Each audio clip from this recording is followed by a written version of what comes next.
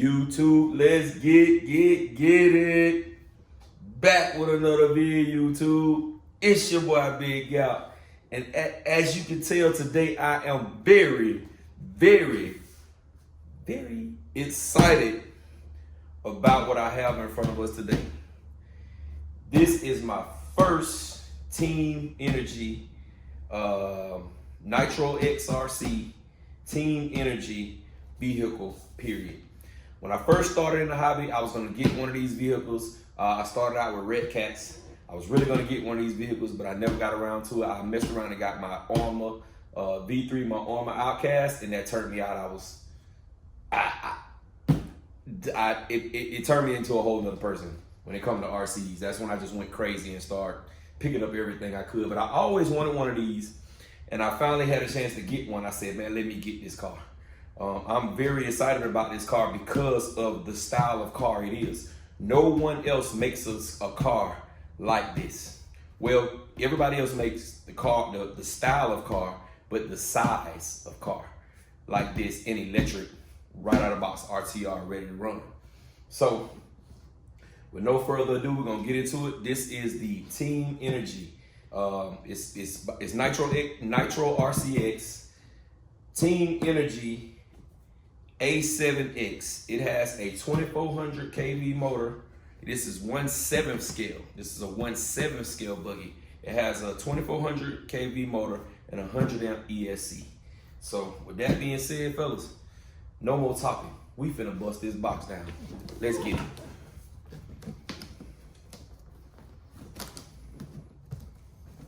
Let's get it.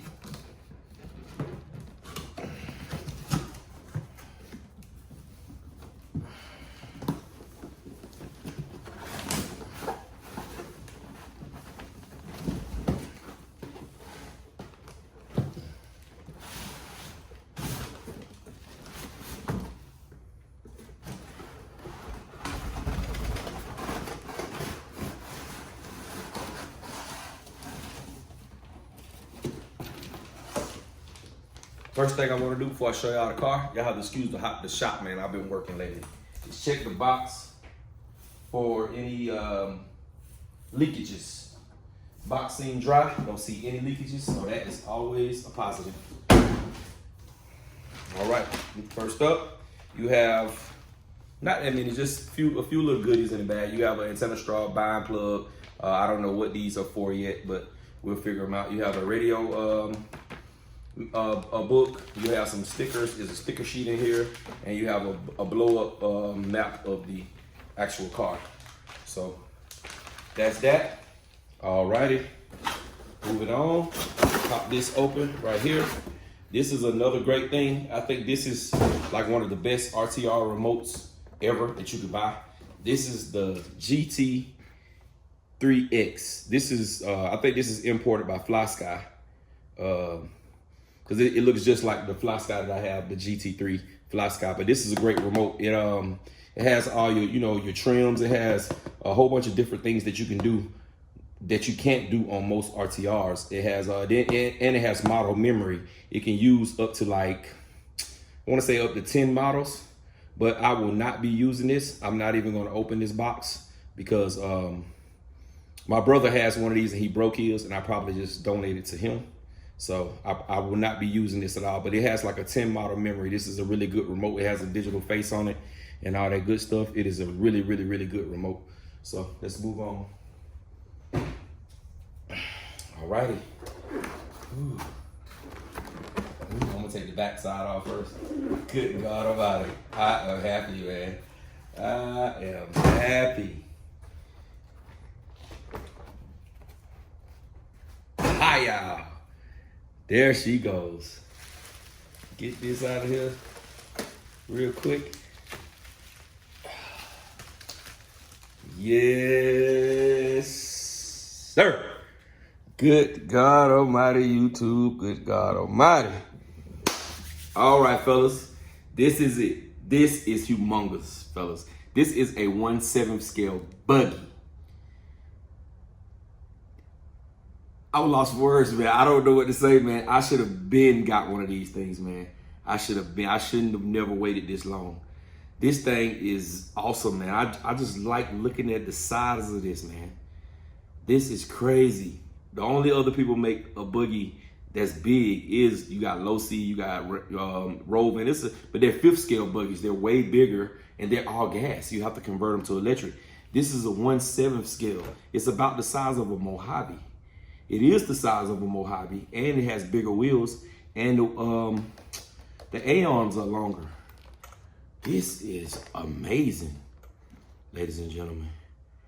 Ooh, look at the big old shock towers. I can't even really say much. I just have to. I'm sorry for this unboxing. I know this is gonna be a little sloppy, but man, it is what it is, man. This thing is amazing, man. It is gorgeous. It is definitely a looker. Let me check something right quick. Yes, sir. Oh, woo, fellas, a 1/7 scale buggy. 1/7 scale buggy. I gotta put this next to some of the other buggies and just show you how much bigger this is than your regular 8th scale buggy. I have the HPI trophy buggy Flux. It's a big buggy. And I have the Kyosho MP9. That's a big buggy as well. They're bigger than like Typhons and the Team Corrally. They're bigger than those statue wise, like far as the body and how it sits. They a little bit bigger than those buggies, but oh my God, man. Okay, let's get into it. We got aluminum shock towers. We got big bore threaded body shocks. We have we have the toe links for your camber and your toe. It has sway bars on the front right there. It has a nice little bumper. I wish T-Bone or somebody made something bigger, but got a little bumper there. This shock tower in the back is super tall, and it has the big bore shocks on the back as well, and it has one of the top linkages. I don't know whether that's toe or camber, but yeah, it has the top linkages on. It has a sway bar in the back as well. As you see, it has an aluminum chassis. Pretty nice size A-arms. They have almost all the parts for this is on Nitro RCX, and I found out that they do have a warehouse that's right here in the United States. It's in California actually, so I shouldn't have to wait long on parts either. All right, so let's get this body off, man. Even the body clips will be woo wee, buddy. I'm sorry, y'all. I'm geeked about this car, man. I've been waiting on this for about 5 days now. And every day, this all I've been able to think about was this doggone car. But all right, there it is on the inside. I forgot about this. It comes with two 2S 4,000 milliamp 45C batteries. That's awesome. It has the banana plugs on them. So I'm gonna take these batteries out. I'll be using these two. I'll get this cut and changed. I'll be using these two for some of my crawlers, just like backup packs for my crawlers when I'm out on the trail and we've been crawling for a long time, and I can swap out and get those batteries. All right, this is your 100 amp ESC. It looks like a Hobby Wing rebrand. It's a 100 amp ESC, and this is your 2400 kV motor. It has the motor, the heat sink for the motor is right on top, and it has the screws where you can screw in fan. So I will be putting the fan on there. It does not have a receiver box. That's a little bit shaky for me. As you can see, the receiver just sits right here onto the chassis. But I won't be running this car through any water anyway. I don't really run into water. So, but yeah, it has the receiver is right there. It's just out. It's not inside no box, but that makes it easy placement for when I swap it out. I'll place it up here on the chassis brace. It has a really super thick chassis brace going all the way down, all the way through. It connects to the diff housing. I mean the thing to hold the diffs in. It connects to that on both sides, front and rear. It has a brace going all the way down through there. I don't know if y'all can see that in different spots right here, holding it in place. So that's pretty cool. It's nice and beefy. It's nice and beefy. This chassis is super thick too. It's nice and thick. Even though it's not gonna be a Sendit car for me, but it feels like it could be a Sendit car. So there it is. I don't know. The spur looks humongous. It looks like there's a lot of teeth on the spur. Mesh is set pretty good. You get antenna coming through right here. So I will be putting my Futaba on this. All right, here goes your servo. It is I think it's a 16 kilogram servo. Yes, a 16 kilogram servo. So there it is right there. It looked like it has a metal servo horn on it. I don't know if it has aluminum gears in it or not, but it won't get no airtime anyway. I have a JX servo coming in on tomorrow that's gonna go in here. So there it is, man. I am very, very, very, very, very, very excited about this one. So we're gonna talk a little bit more about it, and then we're gonna get into a size comparison. I have a few other things I wanted to let you guys know about this. I have some good news and some bad news about this car. I try to, when I do my run videos, my first run videos, I try to keep the car all stock. I'm gonna give y'all the bad news first. I try to keep the car all stock before I do a run, my first run video. But I've seen first run videos on this car, and it was only going, they did a speed run, and it was only going about 39 miles per hour. And this car, for what I intend for this car to do with this car, 39 miles per hour is just not enough speed. For some people, that may be a good speed, but for me, 39 miles per hour, I gotta be at least 50, close to 50 or a little over 50. That's the range, that's the rate that I like to be, the limit that I like to be in. So for the people who wanted, the bad news is, for the people who wanted to see the first run stock, to see what it does stock, they'll never get a chance to see that. So really don't know what to say. But the good news is I have everything for it already that I'm gonna put in. I have the Hobbywing 2200 kV motor right here, the 4274 2200 kV motor, and I have a Max 8 Easy Run 150 amp ESC already right here, ready for it. And my JX servo comes on tomorrow. I'm gonna put this system in tonight. My JX servo comes tomorrow. So you'll get a running video. You'll see a running video of this no later than Friday. My week is a little bit busy. I will not be able to run it because of baseball is wearing me out. I just came from a baseball game. That's why you see I'm sweating. So it's running me ragged right now. But so I won't get time probably until the weekend to dry this thing, but we're gonna get this in before I even run it. We're gonna get this in. I have my Futaba receiver already sitting right over here, waiting for it, and then my JX servo comes in tomorrow. So it's gonna be a total overhaul on the first run. It'll be ready. It'll be the way that I'm gonna keep it.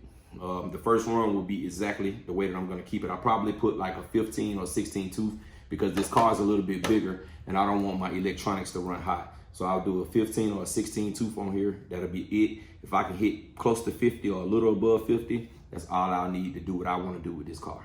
So here it is, fellas. The Team Energy A7X, and this thing is huge. I'm loving it. I am loving it. So, all right, we're gonna get some size comparisons right quick between this and some of my bigger buggies.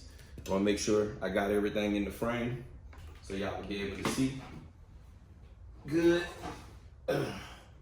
First up, the Kyosho MP9, back wheel to back wheel. All right, that is considered a big buggy right there. That is the Kyosho MP9 and the Team Energy A7X. Look how much bigger that buggy is. Let me get y'all off the stand for a minute. I know the video gonna be a little shaky, but let me get y'all off. All right, so now you can really see the size difference between that 1/7 scale buggy and a 1/8 scale buggy. Look how much bigger that buggy is. That's crazy. So hold tight. I got one more buggy comparison, then we're gonna get out of here. This is my HPI. It's my second biggest buggy. This one and the Kyosho is close to the same size, but they're a little bit bigger. They're a little bit wider. The bodies make it look a little bit more bulky than your average buggy. So yep, there it is right there. Look at that. That's an 8th scale buggy. This is a 7th scale. Look how big that car is. That's crazy. All right, so we're gonna do one more. I'm gonna get a 7th scale Mojave down and put it next to it, and we're gonna see what that look like, and then we're gonna get out of here. All right, y'all. Last but not least, That is an Armor Mojave next to it. A 7th scale Armor Mojave. And it's just as big. When I take the top off, you'll really be able to see. Look at that. It's actually a little bit with the bigger tires. If I match the front tires right up to each other, it is a little bit longer than a 1/7 scale Armor Mojave because of the size of the tires. That is crazy. So, all right, fellas, ladies and gentlemen, I appreciate y'all sticking around watching the video. Don't forget to like, comment, subscribe, dislike, whatever you like. YouTube, and I'm in it.